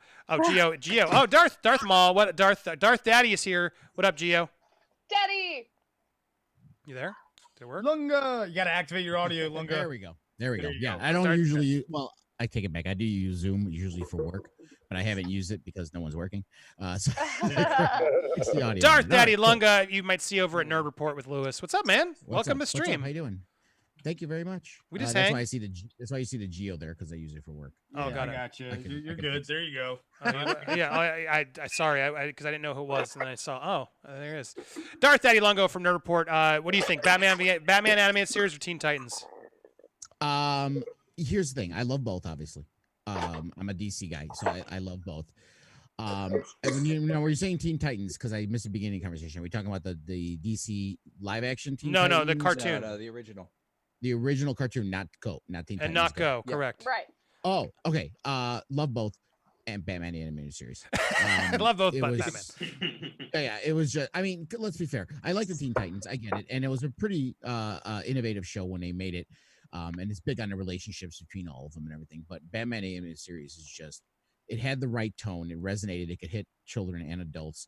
And it just, and it had that noir look. It had that gothic look and that 40s feel to it still. Yeah. It's just, you can't beat that.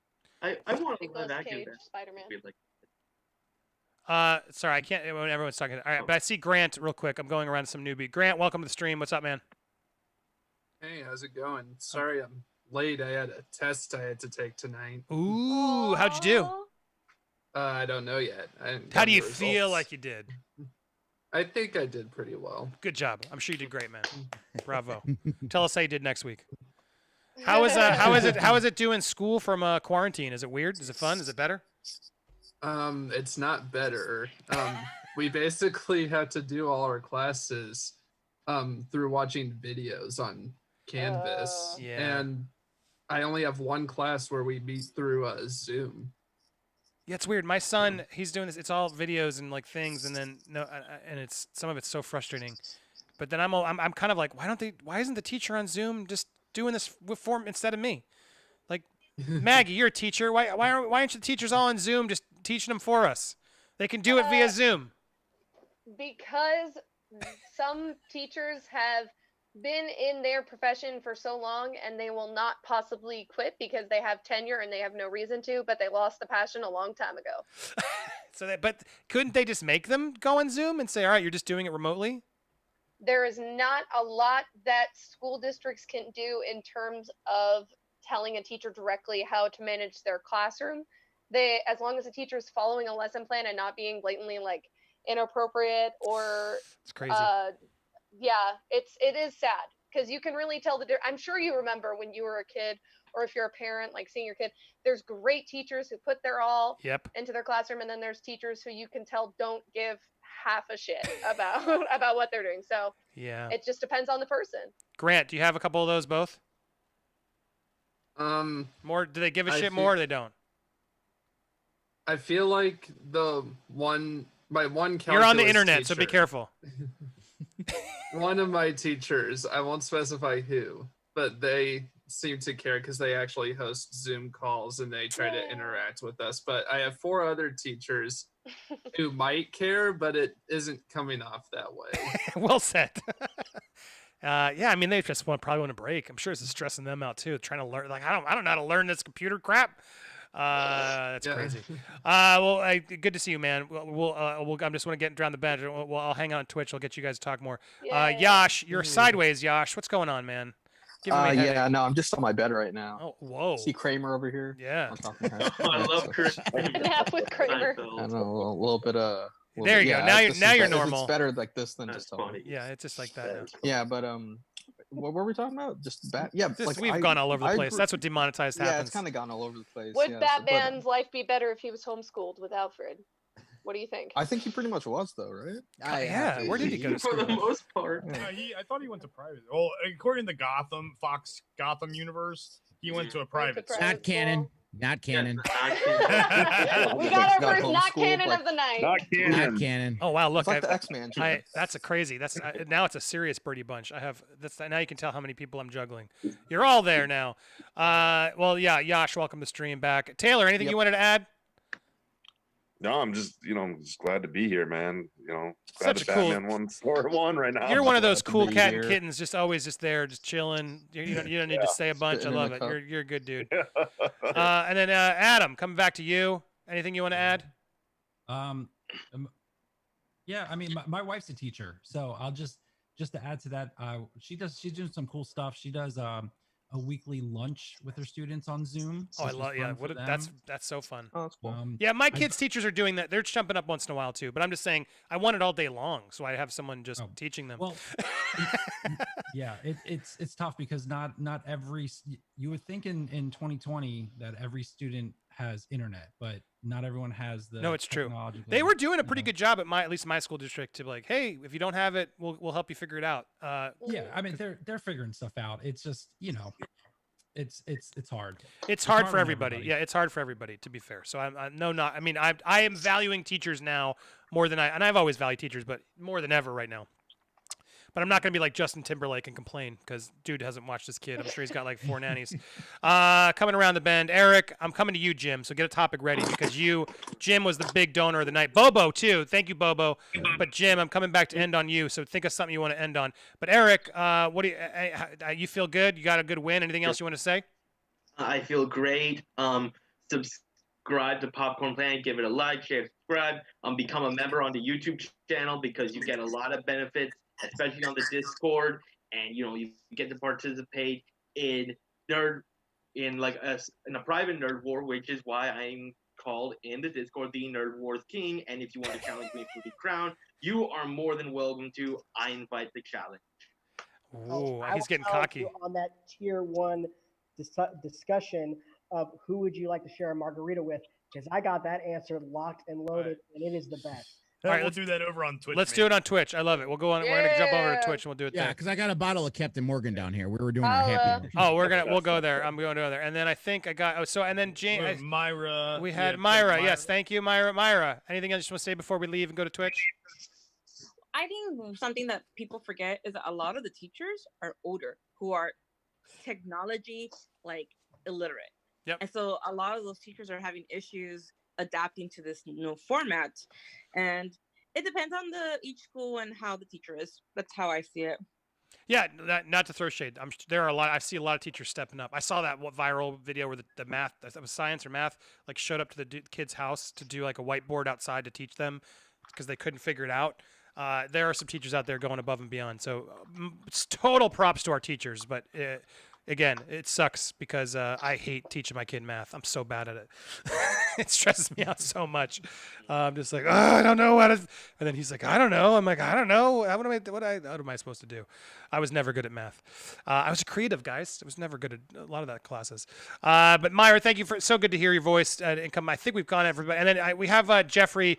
Jeffrey, new to the chat. I know because you're coming from the Snyder fight. But welcome to the chat, Jeffrey. How you doing, man? He has to activate his. Oh, you're not activated. Audio. But I don't see you. But Jeffrey, you can come. We can talk over on Twitch. You get your things sorted out. And then now I'm going to end on my main man, Jim, the man who dropped a what we're calling it the redemption reign at the top of the show. Floor is yours, man. What do you want to talk about? What can I give you? What do you want to fight quickly before we go to Twitch? No, I don't want to fight nothing. I got to ask you a question though, because. That was that you told us to rewatch the first season of Survivor, and I did it like for the hugging the cactus. Oh yeah. And I watched it with my girlfriend. We like loved it. Wasn't it fun? Oh, so fun. What's the next best season to watch? Oh, very good question. I'm gonna do it this weekend. I would do. I mean, I don't know. I would go in order. There's some you want to skip, but I think what's interesting next is they go. Australia's next. So the first they go to Australia and then they go to Africa. And then they realize, like, oh, these suck. Let's go back to the island. And then they pretty much stay on an island for the rest of the seasons. And then there's some I can suggest to you, like the Rupert seasons, Pearl Islands is really great. I mean, All Stars is great too, but then you have to watch the previous one. All Stars is disappointing, but it's nice to see some of the best come back. You want to get to Russell Hantz eventually. There are some good seasons, and there's some stinkers. I'd have to go back because they all started blending together.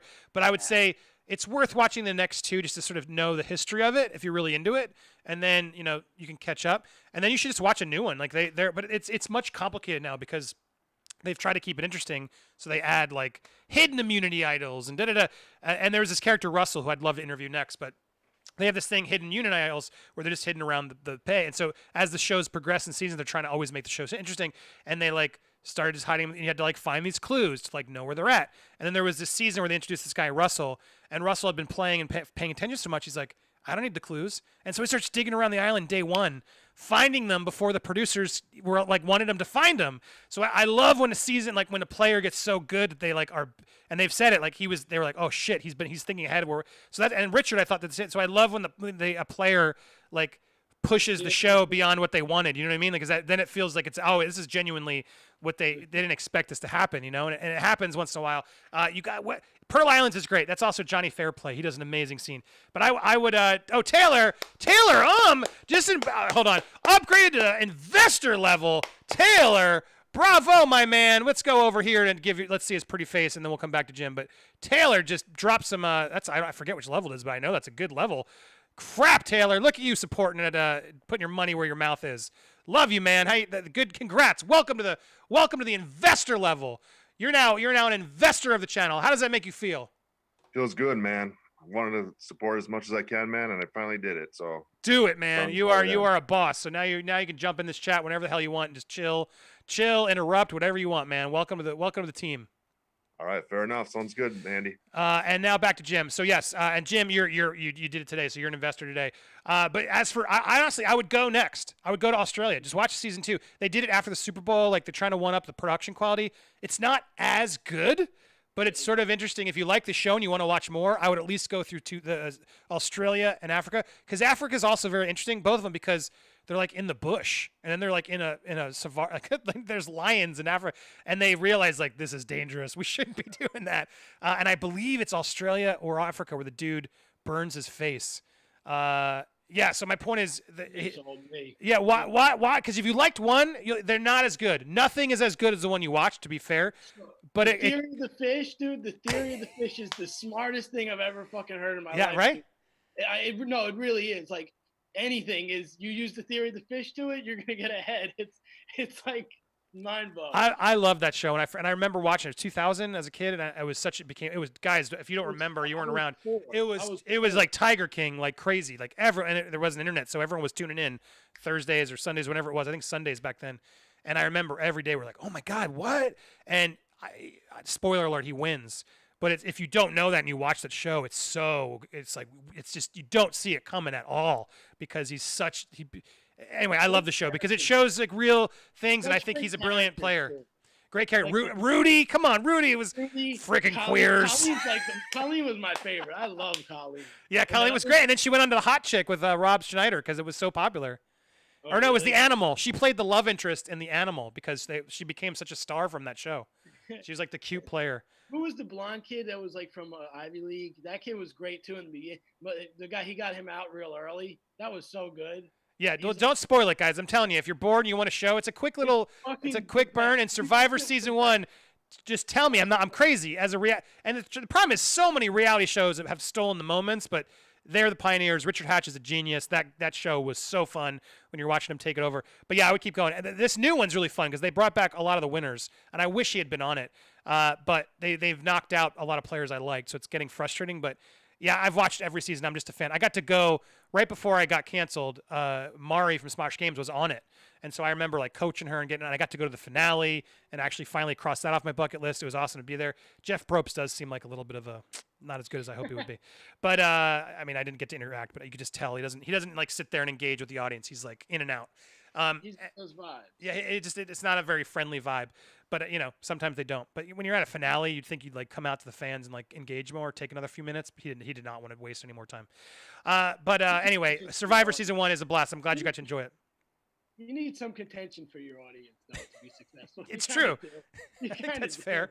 All right, I gotta go to bed. I gotta go. All right, go to bed. I'm gonna go over to Twitch. If some of you still wanted to talk, because I hopefully we'll get enough of you to keep that, because I'm trying to get a higher earning the partner status. But Jim, my man, thank you for supporting, and I'm glad you enjoyed it. Let me know if you get to season 2 and 3 what you think, and you can give us a review. And then as for everybody else, thank you for watching. We're going to go over to Twitch for a little bit. I'll take your questions. You guys can jump in. It'll be a little looser than even this was, so I can engage and give you guys more time, and let's duke it out and see if something fun happens. Thank you guys for watching here on YouTube. Every Thursday night is Nerd Wars Demonetized, where we say whatever the hell we want, and we have fun with the fans. We build this community. If you're not on Discord, go on over there. You can do the Nerd Wars any time of the day when the gang sets them up. Watch parties, so much more. I think I'm gonna try and do Mortal Kombat this Saturday night. If we can pull it off, we're gonna do a Mortal Kombat watch party for members, which we did last weekend with Train to Busan. It was awesome. So if you aren't a member like Taylor just did, join a member now. This is the best place probably to become a member, because you get the unlisted Twitch archives and stuff on here. It's just sort of easier to watch sometimes. So if you're not a member, you can go click right now, right before we leave. Join all members from here, and then subscribers, which is the word for member on Twitch. Either or can join our special watch parties and unlisted videos. So thanks, Taylor, for doing that, showing how it works, and everybody else. David March said, "Investors great, but it's a responsibility to support the channel." Thank you, David. I appreciate it as well. Yeah, you are a gentleman. You've been supporting as well. So thank you, David. I appreciate it. Thank you all so much for watching. We're going to go over to Twitch for a little bit. Bunda, thanks for pushing that link out. Twitch.tv/PopcornPlanet. Come on over there. Check out the other videos that are here. I'll probably leave this one long just because the algorithm will probably hate me, but whatever. You guys are supporting me, so I love it. Here for you. Let's do it. Let's go over to Twitch. Thanks for watching, everybody. See you in a few. Bye-bye.